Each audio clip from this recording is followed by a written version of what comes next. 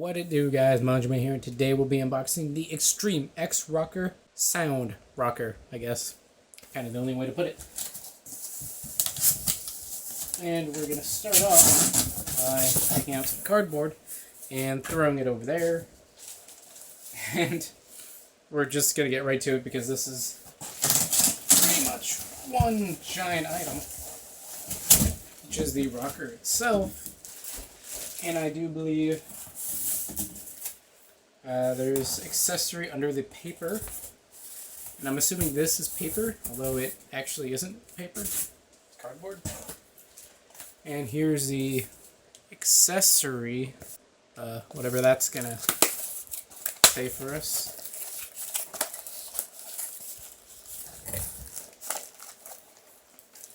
And some paperwork and some other stuff.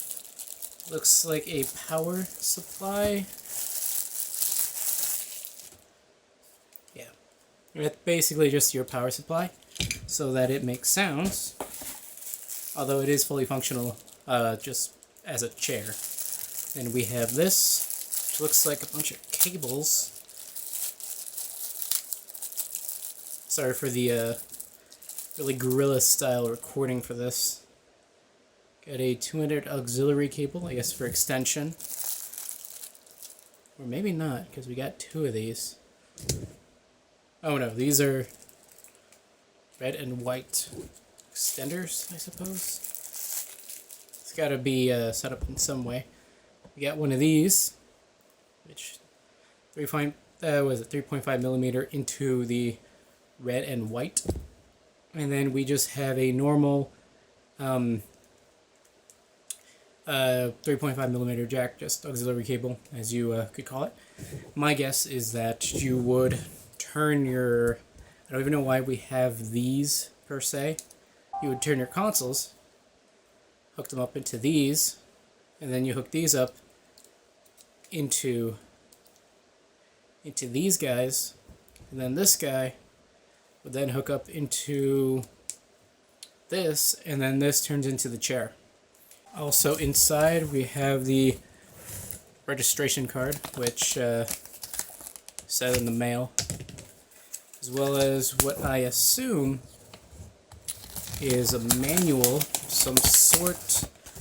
It's given the arrangements of how to set things up and all that fun jazz. So that's definitely worth looking into, and it'll help actually figure out what to do if I get stuck somewhere. And the chair itself, which I thought would be heavier than it is, but it's a little lighter than I thought. It's not great.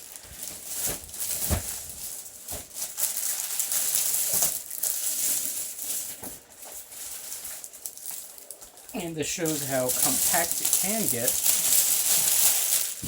Take that out. And this doesn't really do it justice with my lighting, but do forgive me because it's just not great right now. So, okay, and it velcros into place. It rocks. And let me just put my foot here, and it just cleanly just takes off because it's got these, can't really tell, it's got Velcro on it. That is as simple as you can get. And here's the volume rocker, power input, cord input that we discussed earlier, that you would plug that in, color-coded, sorry, it's color-coded. You plug that in, you're ready to go. Then you also have output. So if you want to input to this, and I guess output to something else other than the base unit itself, you can also do that. I'm not sure exactly why you would do that, but maybe it's a dual thing. Maybe you would do both. Not sure, but that is also an option. And here's the speaker grill. We'll see how good those are. So after about a week of using the chair, here are my thoughts. It's pretty good. It works for what it is, and it's actually really cool to have the sound right by your head. And as you can see here, I have the 3.5 millimeter hooked up there. I don't currently have it plugged in because I don't know if there's a power switch other than just taking it out, and so it just doesn't draw power when you don't need it to be on.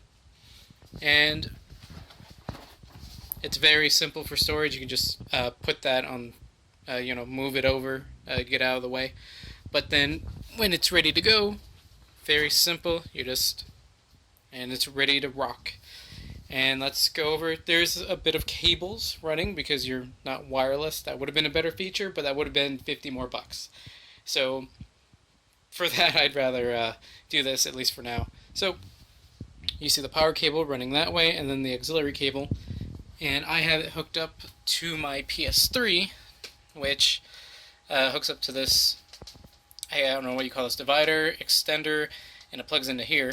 And I have my PS3 plugged so that it outputs to two audio sources, one of which being HDMI, the other is the AV cords.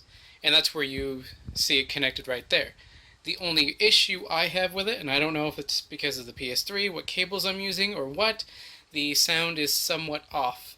For example, you'll hear Adam talk, and then a split second, or like a half a second later, you'll hear it through the chair.